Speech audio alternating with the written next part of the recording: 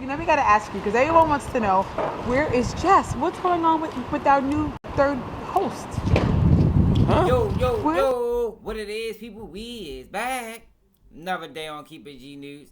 And today, y'all, we talking about Jess Hilarious, Charlamagne, Breakfast Club, DJ Envy. Y'all familiar with this story. And I agree with that reporter. The people want to know what's going on with Jess Hilarious. Baltimore want to know what's going on with Jess Hilarious, because I don't like how they doing it, y'all. I don't. And in this video, we're going to discuss this situation, because it may be her fault, partly. Maybe because where she from. And I'm going to get to that later on in the video. But you heard Charlamagne get asked that question, and he didn't really give a detailed response, and for the most part, still left The it question is, wondering. where's our third host? That is a great question. I would really like to know the answer to that. Now, I gotta keep it real, y'all. The reason Charlamagne was even in this position was of no fault of his own. For the most part, people know when you dealing with radio or any type of major corporation and you get a new job, a lot of times they want to do rollouts, they want to do it the right way. And Charlamagne wouldn't have been put in this situation if it wasn't for Jess Hilarious in her hometown, my hometown of Baltimore, announcing that she was the next host of the Breakfast Club. Talk that.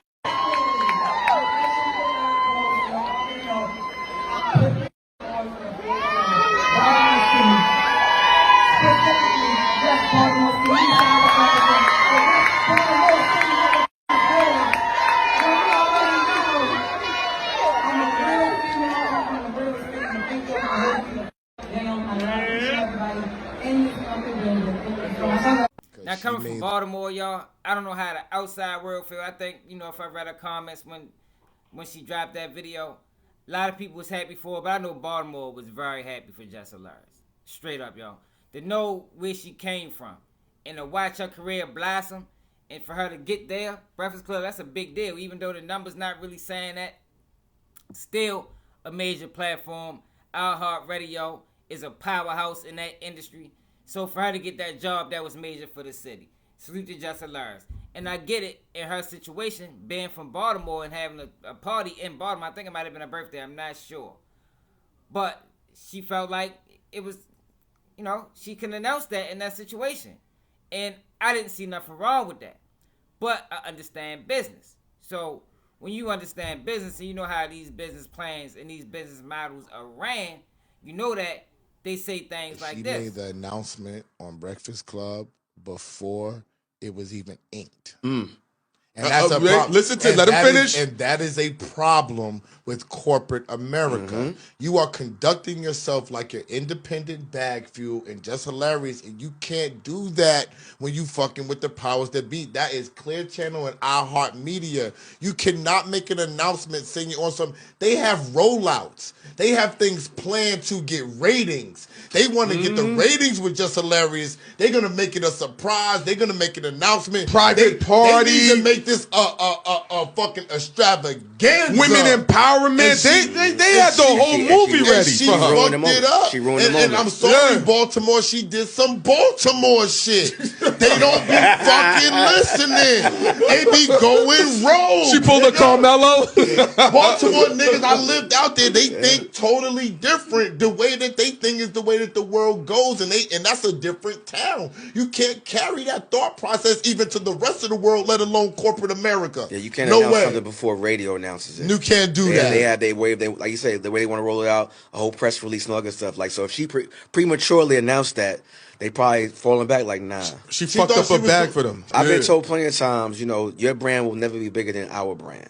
That's the NFL model. And that's just the mindset of it. Like, you could, it doesn't matter what you do, they're still going to. I heard it's because she made the announcement on Breakfast Club before it was even inked. That's the The better crazy question. thing about all this, like, I don't even know where dude from or even what podcast this is. I got this video off Instagram.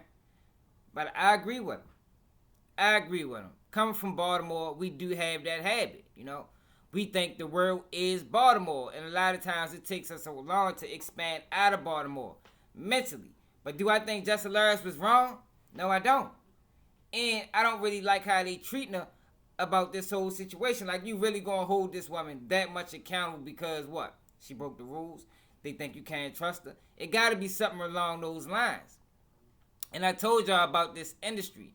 If they don't think that they can put you in a box, you know, if they don't think they got some level of control over you, then they don't really want you. And I think a lot of times that's what hurts Baltimore when we go try to expand it into other fields. Because a real Baltimorean, you can't control.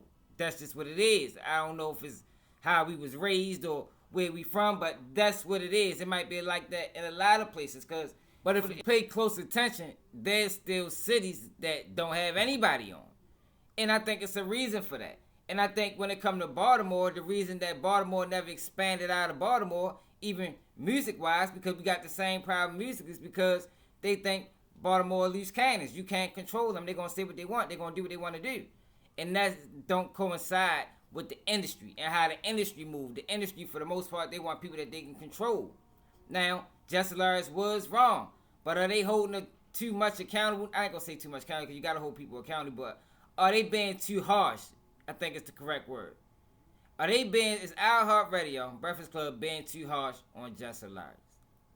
I want to know how y'all think about that in the comments, man. In my opinion, I think they y'all, but I also can understand the fact that if we can't trust you to hold a secret, because you might run across several secrets in that field, then we can't trust you at all, and we don't need you.